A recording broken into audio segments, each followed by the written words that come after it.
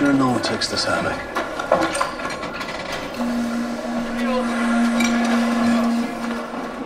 To save you a spot next to me. You got a lot of eyes on you. I can keep you safe. All I need is enough money for an escape. Won't be cheap, but you'll be safe. Said the scorpion to the frog. All scorpions in here, pal. I think I'd be better off taking my chances setting up in front of the guards. Wouldn't you agree? You seem like the kind of man who can make up his own mind. You're a good judge of character. Have a good night. Yeah, you too.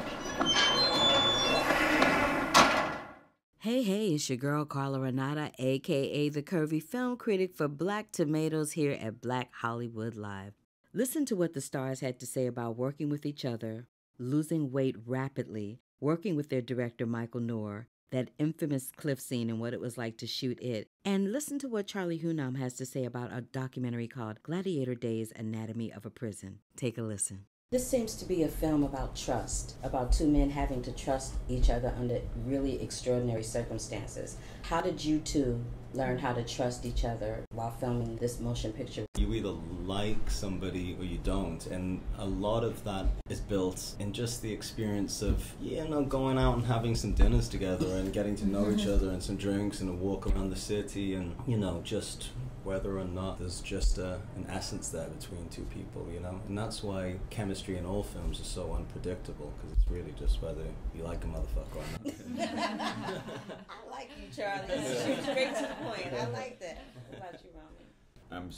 Have been such a fan of Michael's. He has a very specific, unique form of storytelling, which I think inspires moment-to-moment creativity on the highest level. So spontaneous creativity, which is, I think, one of the things you hope you can get from any aspect of the process, hopefully your own, but when you don't have it in you, or it can be cultivated, and he's one of the people who I've worked with that I think is really uniquely, specifically talented at that. That moment-to-moment spontaneity of having things that are, I guess what people might call them happy accidents, happen on screen. That's a major asset to have as an actor. It's a challenge to lose that much weight that quickly. It comes with this duality of quite a calm and a focus to it, and an emotional consistency, but then also within that there's the odd spike of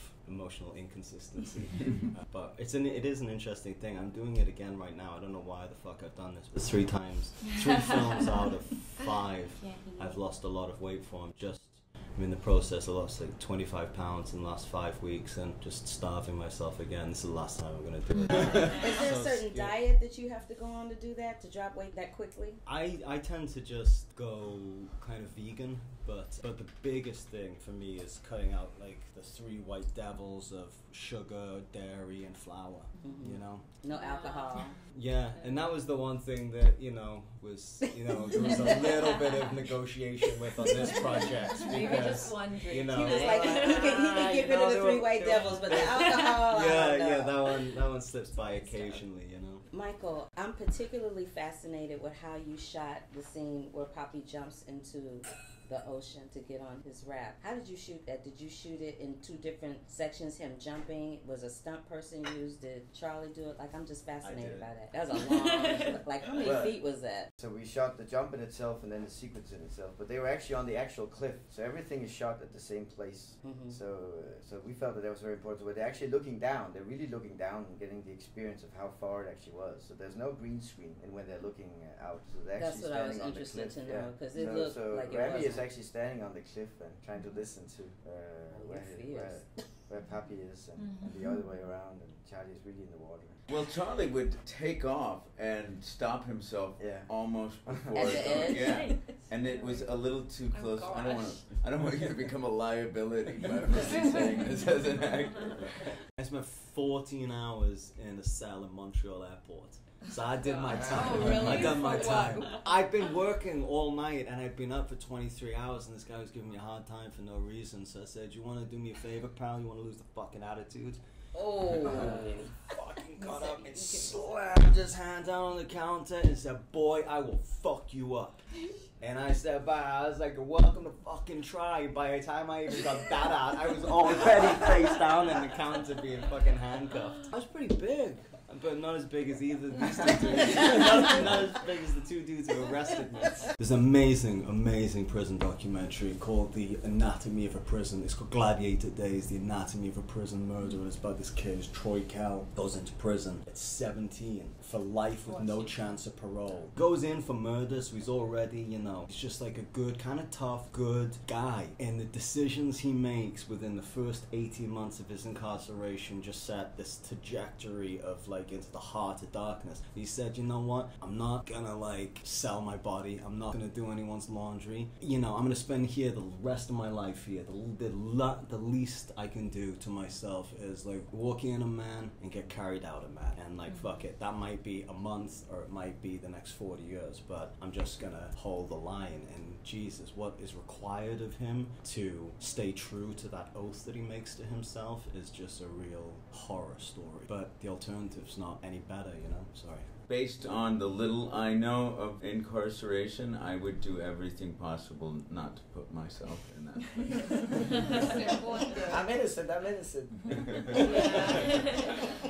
Most of the film is shot very darkly, except for the one time that they're outside in Devil's Island. Is that a conscious choice? It's very much also what the film is about. Trying not only psychologically coming from darkness into light, but also visually. And I think it was such an interesting experience for me to try to convey a love story, which actually in many ways is a psychological trade, because they start off making a trade-off. I mean, I'll be your bodyguard if you gave me your money. And then the film shifts in trading off psychological attributes. So to answer your question in a short way, it says that it's light and darkness, it's yin and yang, it's female, it's male, and there are not that many. I mean, Eve Hewson gives a great portrayal of the female voice in the film. In many ways, we try to keep that tone throughout, because even though there's no women, there's still like Jung, the psychologist Jung, he says, any man, any mus, the yin and yang, it's always fighting against us. And you see how it shifts, because Papi allows himself to be more feminine, like not literally, but be in more balance as the film progresses. And the guy goes into a darkness, where you could say masculinity, and where you could say Roland Muller represents the darkness of